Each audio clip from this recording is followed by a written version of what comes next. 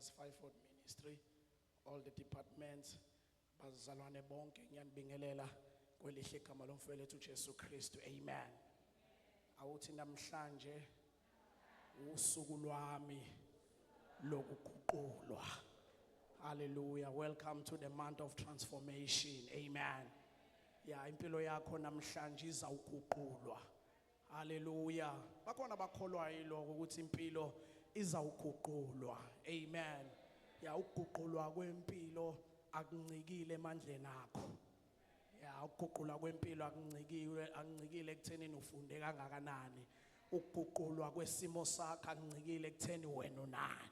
Ngamanye amagama isimo asiguqulwa ukuthi unani. Onakho siyaguqulwa, ongenakho siyaguqulwa. Nikhona bazalwane. Yeah, if unakho but your life shall be transformed. If awunakho but your life shall be transformed. Hallelujah. Ngoba ezinye zezinto eziguqula izimo zabantu amandla kaNkulunkulu. Somebody said the power of God. Please ngicela ungishintshele lawo ma strings. Azoze ngenzathi ngisho ngiyashumayela. Amen. Kanti nje I'm here to talk. Amen. I would say the power of God. Yeah, situations and the things are changed ngamandla kaNkulunkulu. Nikhona bazalwane. Yeah, izimo ziyaguqulwa ngamandla kaNkulunkulu. Hallelujah. Can we quickly go to Exodus chapter number 3 verse number 1 and then we pray. Nama verses nje awu2 esowathinta kafishane. I want to show you ukuthi situations changed by the power of God. Amandla yaguqulwa noma izimo ziyaguqulwa ngamandla kaNkulunkulu. Even umuntu uyaguqulwa ngamandla kaNkulunkulu. Nikhona bazalwane? Yeah. Yithi ofakazi sila sikhona nje saguqulwa ngamandla kaNkulunkulu. Nikhona bazalwane? Na amandla abantu azama ukuguqula yakhe impilo kodwa ahluleka. Amandla omndeni wakini azama to change your life but ahluleka. Kodwa ulapho ukhona namhlanje uguqulwe ngamandla asemazulwini. Nikhona bazalwane? Asilifunde Exodus 3 verse number 1 and then we pray. Bible ifundeka kanje. uMose wayelusa izimvu zikaJethro umukwe wakhe umpristi wakwaMidiyani. Waziqhuba izimvu waya phambili kwehlane waze wafika entabeni kaNkulunkulu iHerobi. Kwabonakala kuye ingelosi kaJehova elangabini lomlilo livela phakathi kwesihlahla. Wabuka bheka isihlahla savutha umlilo kepha isihlahla asiphelanga nokho. Father, thank you for your word eliphilile lingamandla. Khuluma ngalo namhlanje silalele in Jesus mighty name. Amen and amen. Lasifunda khona bazalwane sithola izwi likaNkulunkulu lithi uMose wayelusa izimvu. Ngicela ungidlalela nje lokuncane okudlala nje soft. Amen. Not lawa etende lawa aphesheya. Amen. Yeah, lithi izwi likaNkulunkulu ke bazalwane uMose wayelusa izimvu zikaJethro umukwe wakhe. Yeah, I want us to siqale nje kancane lithi iBhayibheli ukuzalwa kwaMoses wazalwa ngesikhathi la khona kubulawa khona abafana abancane. iBhayibheli lithi wazalwa ngaleso sikhathi. Lithi iBhayibheli kwakunenkosi eyayikhona ngaleso sikhathi igama layo kwakunguJosefa. uJosefa kwafika isikhathi sokuthi adlule. Mayedlula and then kwaqhamuka inkosi kwakuthiwa uFaro. uFaro lithi iBhayibheli uFaro wayengamazanga uJosefa. Ngamanye amagama isizwe sase-Egypt sagcina sidominatwa amaHebheru ngenxa yenkosi eyayikhona okwakuthiwa uJosefa. So uma sekukhona inkosi uFaro yase-Egypt wabona isizwe samaHebheru sikhula ngamandla kodwa singekho ezweni la. and then wakhipha icommand noma wakhipha umyalelo othi manje akubulawe abafana besilisa bamaHebheru. Ngamanye amagama njalo uma umHebheru ekhulelwe, uma umHebheru esezozala, kwenziwe itulo kubulawe abafana besilisa ngenxa yokuthi isizwe samaHebheru siya ngokukhula kodwa sikhula sisezweni saseGibhithe. Ngamanye amagama uFaro wabona ukuthi isizwe samaHebheru sinamandla kakhulu kodwa uma siqhubeka sibezalana nabande bazoba namandla to dominate isizwe sase-Egypt. And then kwasekhipha ke lo myalelo ukuthi akubulawe abafana besilisa bamaHebheru. uMoses kuzalwa ngaleso sikhathi ke kubulawa abafana besilisa. Uma sezalwa uMoses uzalwa uMoses uma wakhe uMoses lithi izwi likaNkulunkulu wamfihla. He hide Moses, wenza nje ubhaskidi wamfaka phakathi wamfaka emfuleni owabizwa ngokuthiwa iNile River. Moses spent almost 3 months in the river without no harm. Lapho kuyisituation yokubulawa abafana besilisa kodwa uMoses akazange alimale nokulimala khona ezelwe endaweni la kubulawa khona abafana besilisa. Now izwi likaNkulunkulu lithi ke umama noma indodakazi kaFaro, I'm fast forwarding ngila, but lithi izwi likaNkulunkulu indodakazi kaFaro yasuka kwipalace yehlela emfuleni yakhetha ukuzogeza emfuleni, and then wabona lo basket onomntwana, mind you kusa kwisituation yokubulawa khona abantwana besilisa, but lithi izwi likaNkulunkulu wabona lo basket wakhetha ukumgcina umntwana noma kubulawa kodwa yena wakhetha ukumgcina umntwana. Omunye angayibuza ukuthi kwenzeka kanjani kukwisituation yokubulawa kwabafana but indodakazi kaFaro ikhethe ukumgcina umntwana. Lithi izwi likaNkulunkulu wakhula uMoses wakhula ehlala eGibhithe kodwa engasiyi umGibhithe. Wakhula ehlala eGibhithe kodwa engasiye umGibhithe. Ngicela ngehlisela kancane. Wakhula ehlala eGibhithe kodwa engasiye umGibhithe. Wazi zonke indlela, zonke indawo, wonke amakamera aseGibhithe kodwa engasiye umGibhithe. Lithi izwi likaNkulunkulu kwake kwenzeka into eyisimanga kwala umGibhithe nomHebheru. No. Kwala umGibhithe. No. Yes, kwala umGibhithe nomHebheru. Lithi Papa, no. Thank you Holy Spirit. Kwala umHebheru nomHebheru. uMoses waqhamuka wathi nilwelani ningabandawonye wabakhuza, and then kwalwa umGibhithe nomHebheru. iBhayibheli lithi uMoses washaya umGibhithe wambulala wamgqiba kanti bakhona bambonayo. Lithi iBhayibheli uma sekulwa umHebheru nomHebheru esethi uyabakhuza ukuthi nilwelani ningabandawonye, wayesethi umHebheru ufuna ukusibulala njengalokhu ubulale umGibhithe. Lithi iBhayibheli weza ukuthi indaba yakhe isiyaziwa endaweni yaseGibhithe. Lithi iBhayibheli wabaleka bambaka. Moses washiya ipalace endaweni yaseGibhithe. uMoses washiya indawo eyehleli kuwehlela intofontofo endaweni yaseGibhithe. uMoses washiya indawo ephezulu, indawo la ehlala khona namakhosi eGibhithe. Lithi iBhayibheli wabaleka wayehlane waze wafika la khona elusa izimvu zikaJethro umukhwe wakhe. And the Bible says wathi esehlane edabukisile dangele ehamba nange impatata cabanga kade efaka icathulo ephezulu kodwa lithi iBhayibheli sehamba nange impatata ehlele ehlane edabukisile. And then the word of God says, and the angel of the Lord appeared to Moses. The angel of the Lord appeared to Moses. Now, izwi likaNkulunkulu malithi the angel of the Lord appeared to Moses. Liyavela ingelosi kaNkulunkulu yavela njengesimo sesihlahla esivuthayo ehlane. Ngamanye amagama Moses wabona amandla obukhulu bukaNkulunkulu ehlane ekade ebalekela ukuthi ubulala umuntu. Kangakanani eyakhe situation? Injani eyakhe situation? Mina ngikhuluma ngomuntu obaleke ezweni lenala, obaleke ebukhosini ngenxa yokuthi ubulala umuntu kanti uzohlangana namandla kaNkulunkulu ehlala. amandla kaNkuluNkulu ehlane ngoba akwenzeki uhlangane namandla kaNkuluNkulu impilo yakhe ifana nakuqala. Lithi iBhayibheli kwaphuma izwi emlilweni, kwaphuma izwi esihlahleni esivuthayo kodwa isihlahla esasingashi. iBhayibheli lithi sasivutha isihlahla kodwa isihlahla singapheli, sasivutha isihlahla kodwa isihlahla singashi. Ngamanye amagama, Moses was attracted by the power of the Lord in the forest.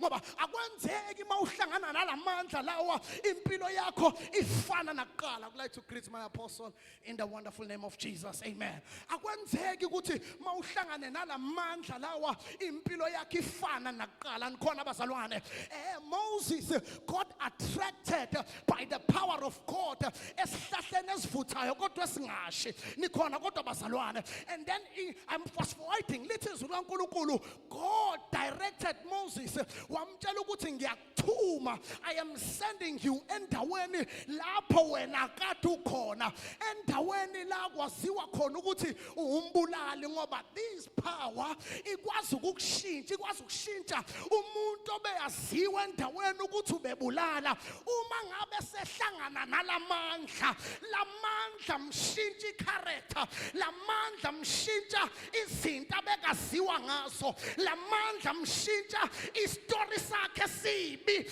asaziwa ngaso. Ngoba mawuhlangane lalamandla akhetha ukuthi angakushiya ufana nakuqala, akhetha ukuthi angakushiyi ufana nakuqala. Lithi izwi likaNkulunkulu, God sent Moses in Egypt where Moses killed someone in Egypt. Ngamanye amagama uthi uMoses manje uke wambalekela uFaro, but today I am giving you power to face Pharaoh. Ngathi ngamemeza namhlanje ebusuku ukuthi kunezimo kade uyibalekela, but today God is giving you power to face those situations. To face those situations. Khona bazalwane, bakhona bala ababalekile, bakhona bala ababalekile abangazi ukuthi bazokwenza njani. Ngicela ukukutshela uSathane wenza imistake, wakudedela wangena la. Ukuphuma kwakho ngekufane nokungena kwakho, ungena uempty kodwa uzophuma ugcwele amandla. Uphuma ugcwele amandla. Nikhona bazalwane.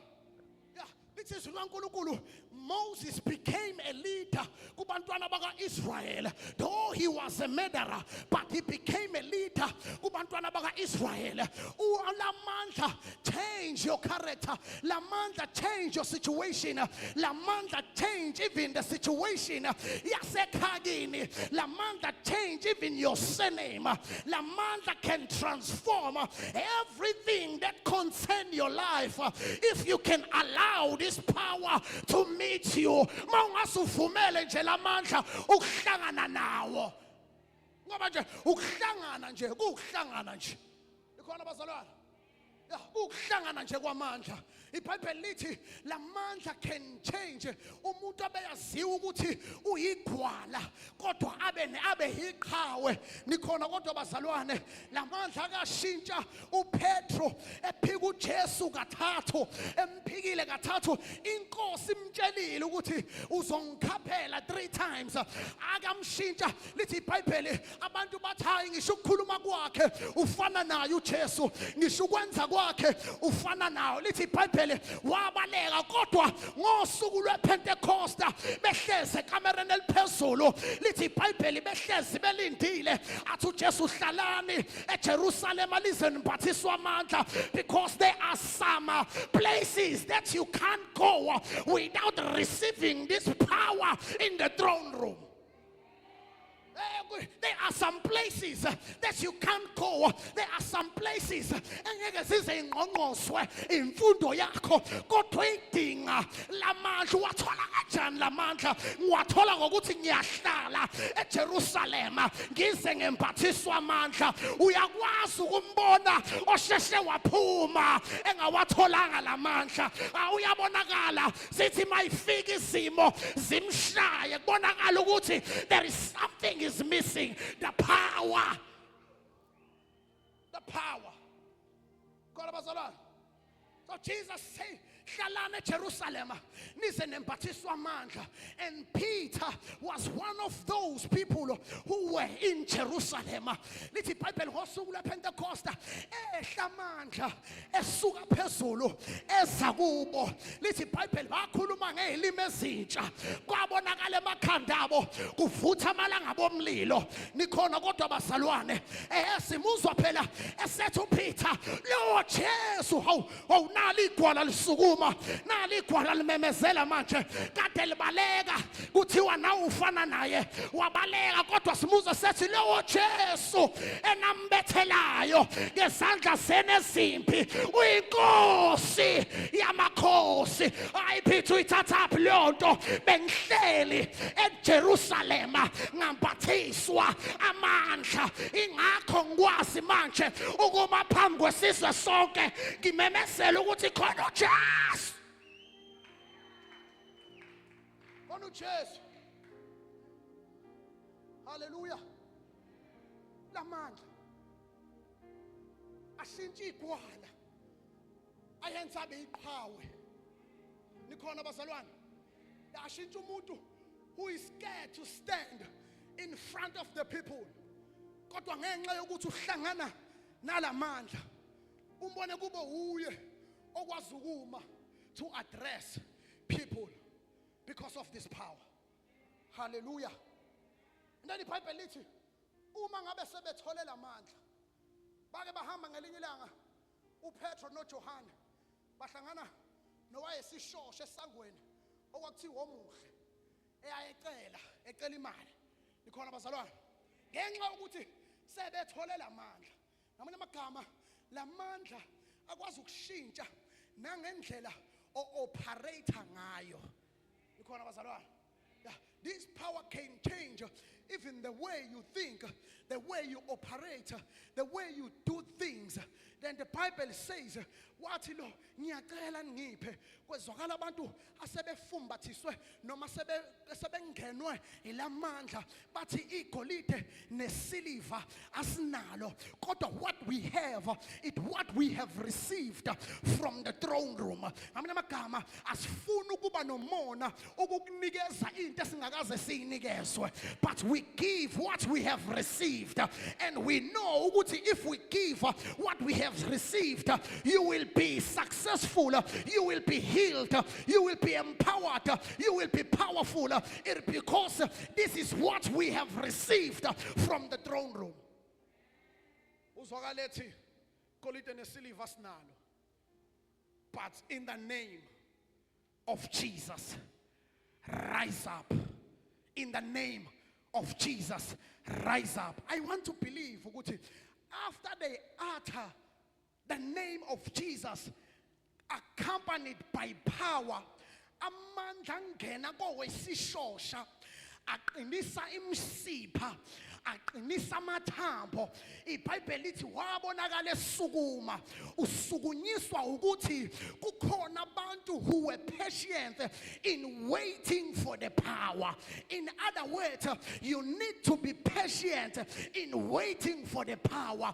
Don't leave the place, don't leave Jerusalem ungakawathola amandla, because ungasungena ehlazweni uthi rise up umuntu angasukumi. Umuntu angasukumi. Nikhona bazalwane asishiyi indawo umnikazi wendawo engakasho ukuthi asiphume. Hallelujah. Yeah, asishiyi indawo umnikazi wendawo engakasho ukuthi asiphume. And every place we go after receiving this power, it must be transformed. Ukufika kwethu kuyabonakala ukuthi sekukhona abantu abafikile abaphethwe amandla. Khona abantu abafikile abaphethwe ngamandla, khona abantu abafikile abaphethe amandla. Nikhona abazalwane ngoba lamandla akwazi ukushintsha izinto zeminyaka, izifo zeminyaka eseyihlala isikhathi eside sekwaziwa ukuthi ukhondolo lomndeni ngeke kusenzeka, kodwa ngenxa yokuthi kunamandla asezulwini afika izimo ingakafiki. amandla asezulwini afika the situations engakabibikho, but because of this power can transform you. Nanamhlanje khona lamandla to transform your situation. Nanamhlanje khona lamandla to transform even your family, to transform your life. This power khona namhlanje to transform even your character. You know your character. There are some things ezikhulayo. There are some things kunama situations asakhula njengamanje. Usahluleka ukuxolela, usahluleka ungaqamba amanga, usahluleka ukukhuluma iqiniso, usahluleka ungabi persistent, usahluleka izinto eziningi. But please allow this power. Ngiyacela uvumele lamandla, amandla kaMoya Ongcwele, the power of the Holy Spirit. At Amplified ingumduduzi weqiniso, the comforter, the standby, the intercessor. Akhona nalamandla la ebusuku. Ngiyacela uphakamise izandla zakho zombili.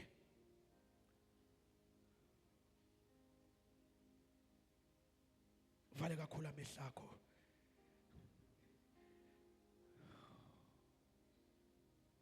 Father, here we are.